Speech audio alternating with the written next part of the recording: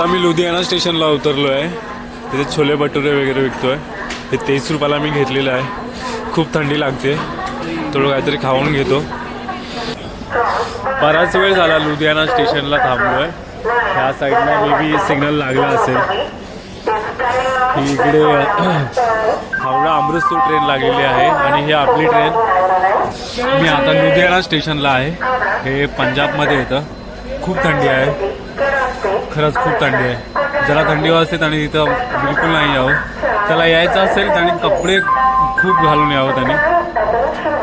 आता ते इथे एवढी थंडी लागते, पुढे जाऊन किती थंडी लागेल काय माहीत. आणि तर आपल्याला काश्मीरला जायचं आहे तर खूप थंडी लागणार आहे. Let's go. हे आहे जम्मू स्टेशन.